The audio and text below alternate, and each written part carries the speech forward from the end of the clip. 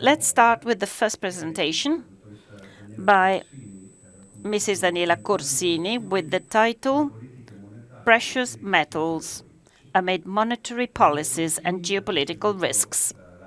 Mrs. Corsini got her degree cum laude in Economic Statistics and Social Sciences at the Bocconi University in Milan. She started her career in 2006 at Horizon Capital in Luxembourg, managing a portfolio focused on equity funds in emerging markets. In 2011, she started working with Intesa Sanpaolo as a member of the research department, where she manages macroeconomic research for raw material markets, specializing in energy, agriculture, industry, and precious metals. Since 2011, she's been a member of the CFA Institute. Her presentation will take us through the factors that affect the quotation of precious metals in the global context, trying to envisage the scenario for 2024.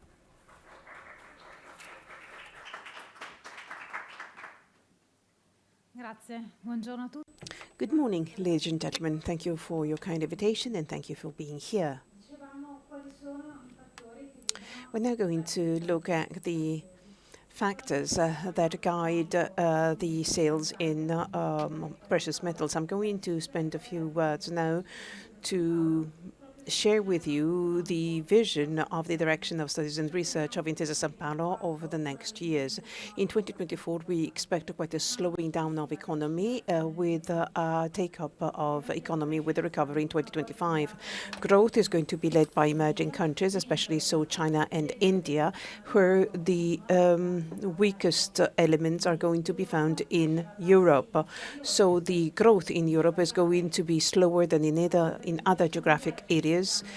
Now we expect a slowing down from 2.7 that was recorded in 2023 to 2.3 that has expected for 2024, with a further recovery and acceleration to in 2025. The good news for Italy is that once again, for the fourth year on end, Italy is going to grow more than the rest of Europe, with a growth of 0.7 in 2024 and 1.2 in 2025. What are the most important drivers of growth? First and foremost is the growth of purchasing power of households and the National Plan for Recovery.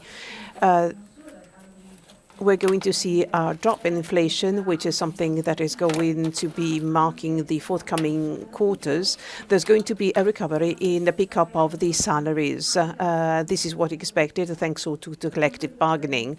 Now, with reference to investments with the Italian National Plan for Recovery and Resilience, we believe that there could be some delays in the implementation of the investments under the implementation of the plan itself.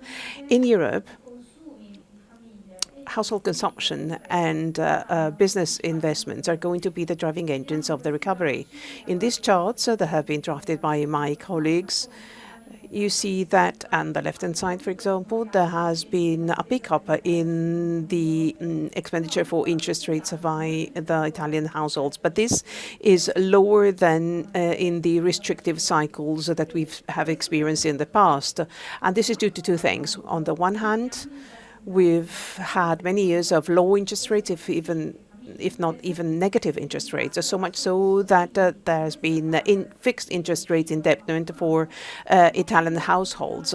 And so both families and businesses have not suffered much because of the pickup of interest rates, because they were paying fixed interest rates, which is a good thing. And it contributes to the purchasing power remaining unchanged. The second reason is that the drop in net indebtedness of households and businesses. On the right-hand side, you see that both households and businesses have reduced their indebtedness. So these are two strengths that combined together are going to make sure that the real salary is going to be unchanged, so that there's still going to be money available to be spent, and this obviously is going to promote also the expenditure in the jewelry sector. Now, with reference to inflation, we are going to expect a drop in inflation We believe we're going to get to 2% of interest rate, which is the target of the European Central Bank. By 2025, we're going to see a high degree of volatility when it comes to the headline inflation, which is connected to energy and food products, because of the problems that the energy system is still experiencing. And the fact that oil has to be shipped through the Red Sea is still an issue, and this can perhaps also cause a pickup of inflation because of delays in the shipment of oil. Now, with reference to the reaction of the central banks, well, the market expectation is that you see a cut of inflation in the very short term. As you see on the left-hand side, the market is expecting an early reduction of a rate in March and April.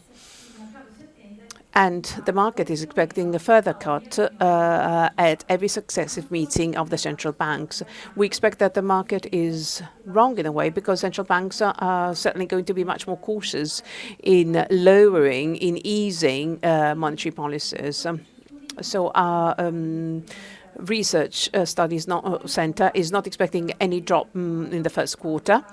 We believe that it is only in July and September that we're going to see some drop in interest rates. So we're going to have a much limited lowering of interest rates. So we only believe that we're going to expect a 50 or 75 basis point reduction. This entails that the market perhaps is too optimistic on the one hand, so much so that the financial markets are going to be extremely volatile and tense, because whenever central banks are going to have a meeting, the market is going to be expecting a reduction in the rates, which is not going to be met. This means that both for gold and dollar, we can expect a high degree of volatility, especially at the beginning of the year, before the cuts in the interest rates are actually implemented. As you see, the relationship between gold and dollar has been very strong in a negative sense. And when it comes to gold, the macro scenario has been a main driving force, because the gold value has been dropping and coming up when the interest rates were picking up, or when the geopolitical tensions were such that more people were seeking refuge assets such as gold is. So now gold is paid over $2,000 per ounces, because there is an expectation that the interest rates are going to be reduced, and that is going to have a positive repercussion on gold prices. But geopolitical risks lead to disinflation because, again, of the problems of shipping oil through the Red Sea, so much so that gold is going to be supported for the next few months.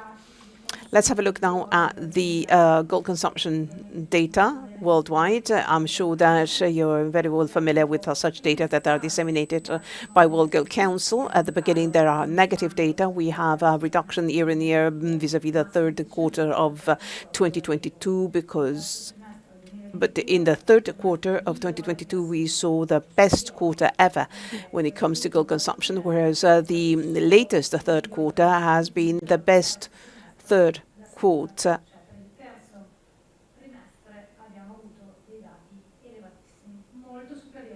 ever, much higher than in the 5-year average. The 5-year average, if continued, would lead us to gold consumption growing by 8%, and the consumption in the jewelry industry grew by 5%. There's also a strong demand of gold by the central bank. They're going to be the net buyers because they want to safeguard strategic reserves from geopolitical tensions and tensions as imposed by the US against specific countries. So there's a strong will to have important deposits in the central bank. This is going to drive gold price even higher, especially so over the next few quarters. So vis-a-vis the past, we're going to expect a lower degree of volatility in gold price.